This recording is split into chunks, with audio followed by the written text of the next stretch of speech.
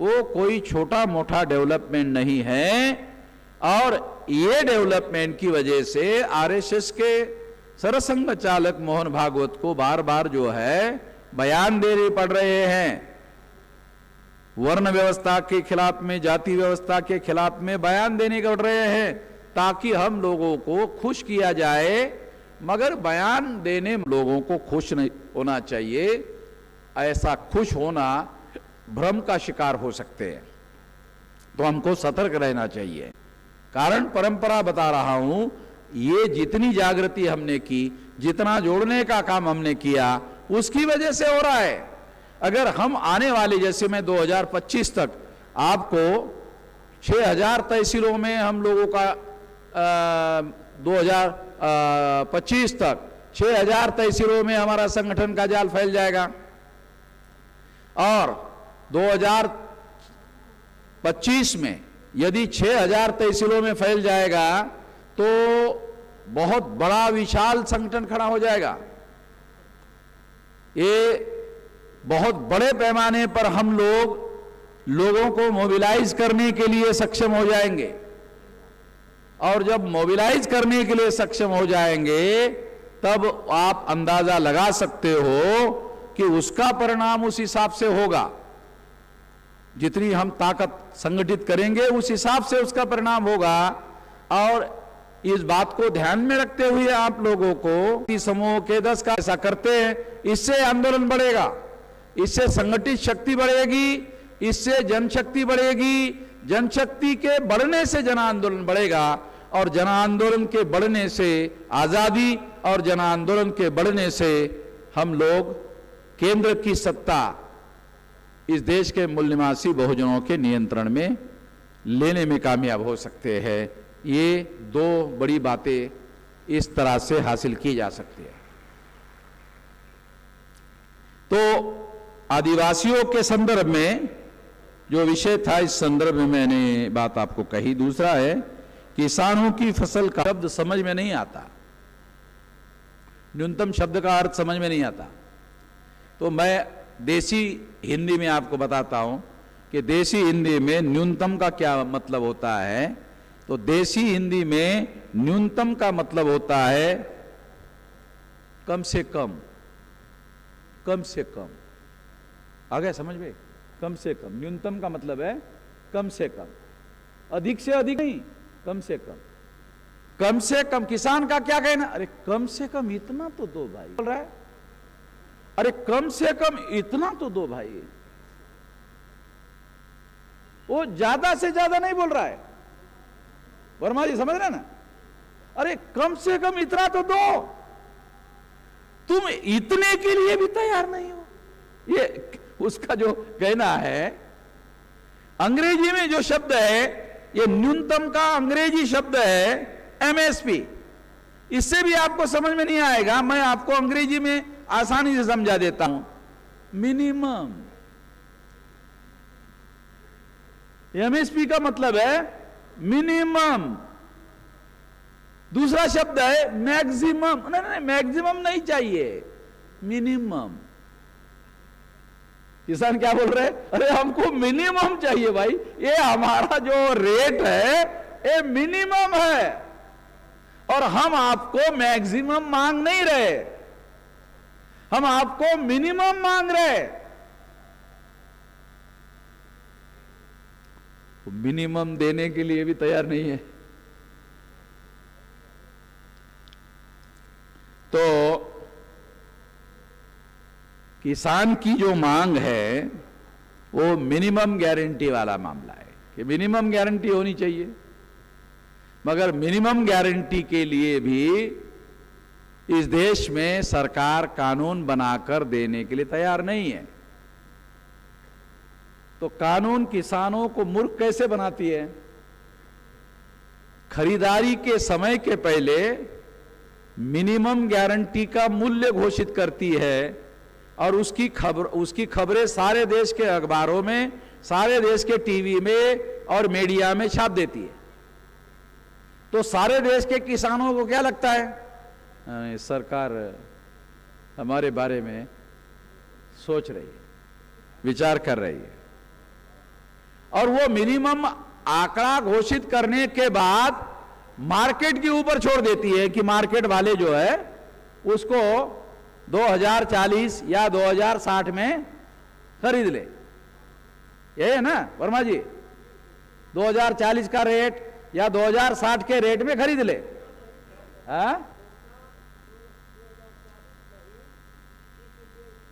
हाँ, तो 2040 या 2060 इसमें खरीद ले, ऐसा सरकार के द्वारा घोषित होने के बाद व्यापारी क्या करता है, किसान से 1400 में खरीद लेता है। चलो, ये अभी वर्मा जी क्योंकि हमारे ओरिजिनल प्रतिनिधि ये है। अभी मेरा बाप किसान था, अभी मैंने भी खेती में हल चलाया। जब से मैं सेंट्रल गवर्नमेंट का नौकरी किया तो तब से मैं किसान नहीं रहा। तो वर्मा जी सही किसान है। मैं किसान का बेटा जरूर हो, हल भी चलाया है और खेती में काम भी किया है, मगर सरकारी नौकरी करने की वजह से अभी मैं किसान नहीं रहा हूं। तो इतना ही कह सकता हूं किसान का बेटा हूं। मगर वर्मा जी अभी भी खेती करते हैं तो उनको ज्यादा मालूम है, प्रत्यक्ष कर रहे हैं, लड़ाई भी लड़ रहे हैं। उनके राष्ट्रीय स्तर पर जो किसानों का संगठन निर्माण किया गया है उसके राष्ट्रीय अध्यक्ष भी है। तो इसलिए ये ज्यादा डाटा और ज्यादा जानकारी उनके पास में है। मगर मैं आप लोगों को क्या कहना चाहता हूं कि सरकार की जो पॉलिसी है वो समझा रहा हूं। मैं बुनियादी बात क्या कहना चाहता हूं, जब सरकार ने 2040 और 2060 का रेट घोषित किया तो व्यापारी 1400 या 1200 में खरीद ही कैसे सकते, ये मेरा कहना है। मगर कानून, गारंटी का कानून नहीं बनाया। तो सरकार ने जब घोषित किया तो जिम्मेदारी सरकार की है। सरकार इंश्योर करे कि किसानों को उतना रेट मिले। क्या सरकार को मालूम नहीं है कि 1200 में व्यापारियों ने खरीदा? सब मालूम है। सरकार को मालूम नहीं है ऐसा नहीं है, मालूम है। सरकार को मालूम होने के बावजूद भी व्यापारियों पर सरकार ने जो रेट निर्धारित किया उसका उल्लंघन करने का किसी प्रकार का कोई आरोप व्यापारियों पर सरकार नहीं लगाती है, ना उनके दंड की व्यवस्था करती है। ऐसा कोई प्रावधान उपलब्ध नहीं है। क्यों प्रावधान उपलब्ध नहीं घोषित करती है? इन चीजों का फर्क समझा रहा है और मार्केट के ऊपर छोड़ देती है, मगर सरकार ने इसके लिए कोई कानून नहीं बनाया। यदि कानून बना होता तो किसान को खुद व्यापारियों के खिलाफ में कोर्ट में जाने का अधिकार मिलता। मगर सरकार ने कानून नहीं बनाया। सरकार केवल जब फसल निकलती है उसके कुछ दिन पहले केवल रेट घोषित करती है, वो भी मिनिमम रेट घोषित करती है, और मिनिमम रेट भी व्यापारी उनको नहीं देते हैं, और व्यापारी इस देश में किसानों को लूटने का काम कर रहे हैं। ये बात हमको समझना होगा। अब आखिरी बात मैं आपको बताना चाहता हूं। अंग्रेजों के विरोध में इस देश में आंदोलन चलाए गए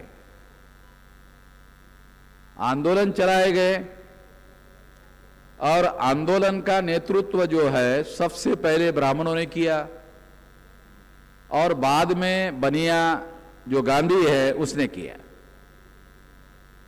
यानी किसानों, ज्योतिराव फुले क्या कहते हैं, शेठ जी और भट्ट जी, ये दो है किसानों के दुश्मन, शेठ जी और भट्ट जी। तो आजादी के आंदोलन का नेतृत्व बाल गंगाधर तिलक ब्राह्मण और गांधी जी, तो गांधी जी तो बनिया थे, यानी वैश्य वर्ण के थे। पहले के प्राचीन काल में क्या होता था कि ब्राह्मण अपना वर्चस्व स्थापित करने के लिए क्षत्रियों को 2 नंबर में इस्तेमाल करता था, मगर आजाद भारत में और आजादी के आंदोलन में क्या हो रहा है कि ब्राह्मण और बनिया ये 2 लोग मिलकर गठबंधन बनाए हुए, ब्राह्मण और बनिया गठबंधन है, और ब्राह्मण और बनिया गठबंधन बनाकर ये दोनों मिलके एक किसानों को लूट रहे। ये ज्योतिराव फुले ने लिख कर रखा, शेठ जी और भट्ट जी, भट्ट जी यानी ब्राह्मण, सेठ जी यानी बनिया, ये उनके मराठी के शब्द है। तो उन्होंने ये बात कही कि ये किसानों के दुश्मन हैं, तो किसानों का एक दुश्मन ब्राह्मण आजादी के आंदोलन का नेता हो गया बाल गंगाधर तिलक, और दूसरा वैश्य गांधी जी, वो किसानों का जो दुश्मन जाति का प्रतिनिधि था वो किसानों का नेता हो गया। और ये इन लोगों को कहा, किसानों को कहा हम आजादी देंगे, और सबसे पहले सरदार वल्लभ भाई पटेल को अपने साथ में लेकर ये विश्वास पैदा किया कि किसानों को हम लोग आजादी देंगे। मगर आजाद भारत में ब्राह्मण बनिया लोगों ने गठबंधन बनाया, क्योंकि जमाना गठबंधन का है, तो समाजी लेवल पर ब्राह्मणों ने पहले अकेले वर्चस्व स्थापित करते थे, मगर ब्राह्मणों ने अभी क्या किया कि ब्राह्मणों का वर्चस्व स्थापित करने के लिए उन्होंने बनिया के साथ गठबंधन किया। पहले राजपाट पर कब्जा करने के लिए तलवार चलाना जरूरी होता था, मगर आधुनिक समय में बड़ा संगठन चलाना और मीडिया को मैनेजमेंट करना, इसके लिए पैसे की बहुत ज्यादा जरूरत, तो क्षत्रियों को ब्राह्मणों ने छोड़ दिया और आजादी के आंदोलन में बनिया को साथ में लिया, तो ब्राह्मण बनिया गठबंधन हो गया। क्योंकि पैसा बहुत बड़े पैमाने पर लगता है। 2014 के चुनाव में बीजेपी ने 30,000 करोड़ रुपया खर्चा किया।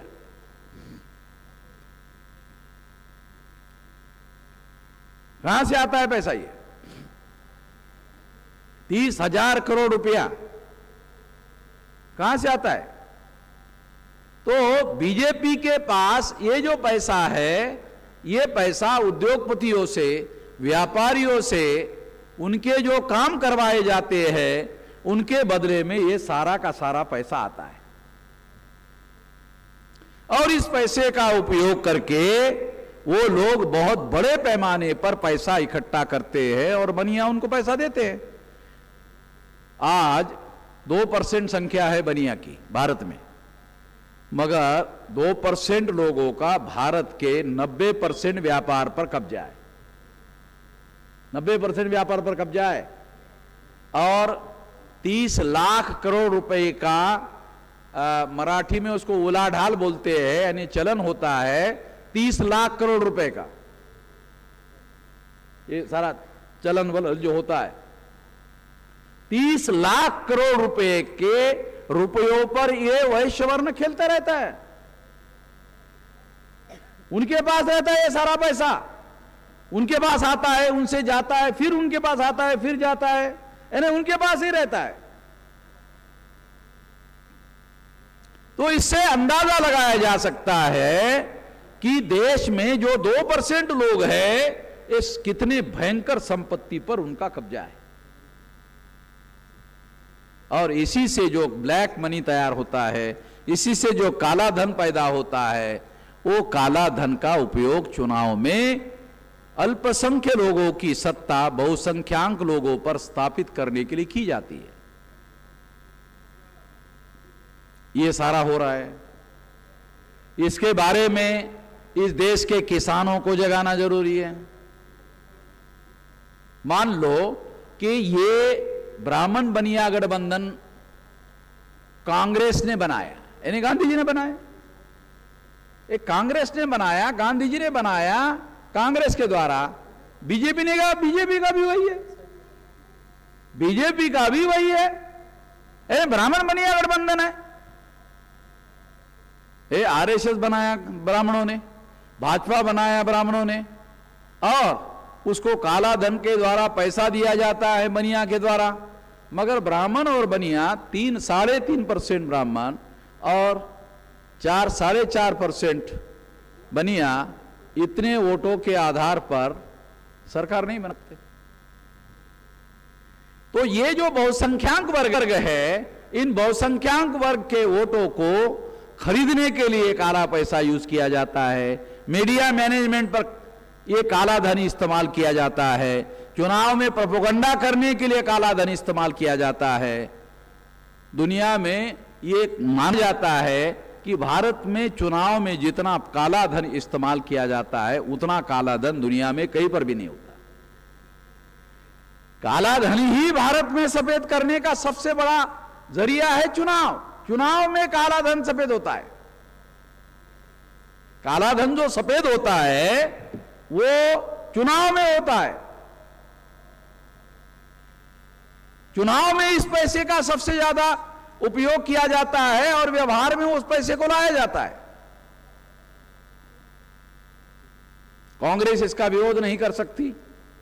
आज बीजेपी इस काम को कर रही है, कल कांग्रेस ने इसी काम को किया।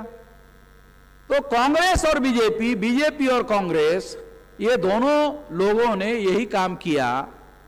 तो इसलिए कांग्रेस ये सोचती है कि आज बीजेपी के लोग सत्ता में हैं तो बीजेपी के लोग ये कर रहे हैं, कल हम सत्ता में तो हमने किया, भविष्य में हम सत्ता में आएंगे तो हमको भी यही करना होगा, यही नहीं करेंगे तो हमारा वर्चस्व नहीं बना रहेगा। इस तरीके से ये सारा का सारा कार्यक्रम चल रहा है। हम लोगों को ये ध्यान रखना है कि ये जो काला धन पैदा करने वाले लोग ही देश पर राज कर रहे हैं।